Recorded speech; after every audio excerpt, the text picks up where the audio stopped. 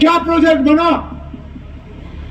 कहां गए वो पैसे जो वर्ल्ड बैंक से हमने उस वक्त मंजूर करवाए? जो झेलम को ड्रेजिंग करने का प्रोजेक्ट बना, किसने खाए वो पैसे? पीडीपी बीजेपी की हुकूमत में वो ड्रेजिंग हुई? कौन था उस वक्त वजीर उस महकमे का? किसकी जिम्मेदारी थी वो ड्रेजिंग का काम करना? और कहां गए वो पैसे? आज आप मेरे डिप्टी सीएम साहब के खिलाफ उंगली उठाते हो। इन्होंने तो साफ कहा कि खोलिए फाइलें, खोलिए किताबें और देख लीजिए क्या हुआ है। मैं कहता हूं इनकी फाइलों के साथ उस दौर के हुकूमत की फाइलें भी खोलिए। खोलो फाइल, बताइए मुझे कहां गए वो फ्लड रिलीफ के पैसे? किसने खाए झेलम के ड्रेजिंग के पैसे? किसने खाए फ्लड चैनल के ड्रेजिंग के पैसे? किसने खाए वो वुलर प्रोजेक्ट के पैसे? बताओ हमें,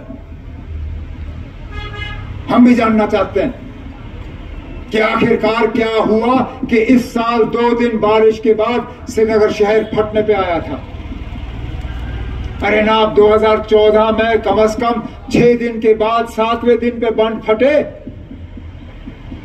यहां तो 2 दिन भी बारिश नहीं आई, तीसरे दिन बंद फटना शुरू हुआ। अल्लाह ताला ने हमें बचाया उस वक्त। अगर 24 घंटे और बारिश पड़ी होती, हम सब पानी के नीचे होते।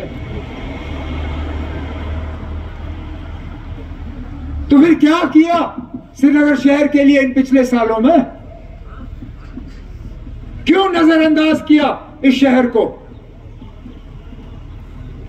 ये हम लोग हैं जो न इलाका देखते हैं, न मजहब देखते हैं, न जात देखते हैं, न बरादरी देखते हैं। हम सिर्फ हक देखते हैं कि क्या हक है या नहीं है।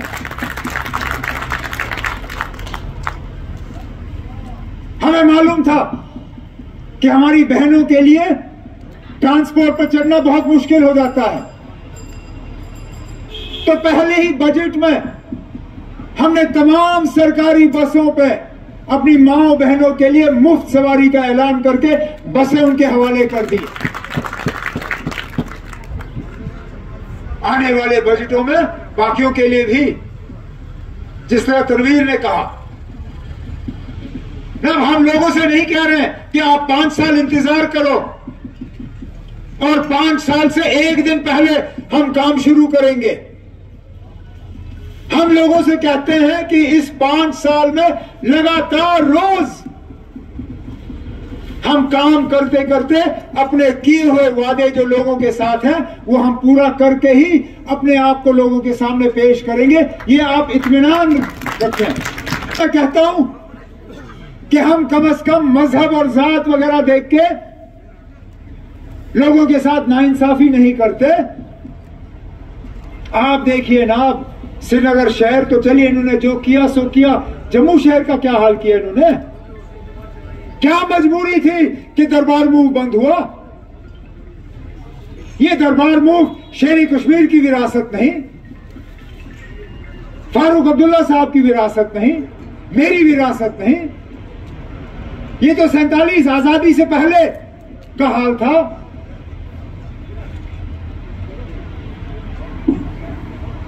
हम लोग अगर मजहब किस बुनियाद पर फैसले करते या इलेक्शन देख के फैसले करते, जम्मू शहर से तो मुझे एक भी एमएलए नहीं मिला। मैं तो कभी दोबारा दफ्तर वहां खोलता ही नहीं। लेकिन ये देखते हुए कि जम्मू के साथ नाइंसाफी हुई,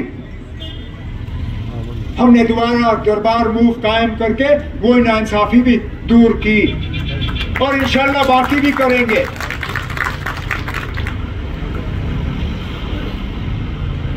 बीच में हमारे रास्ते में रुकावटें आएंगी, मुझे मालूम है, लेकिन हम उस रुकावटों को भी पार कर लेंगे। बीच में हमें पीछे खींचने की कोशिश की जाएगी, हम उन चीजों से घबराएंगे नहीं।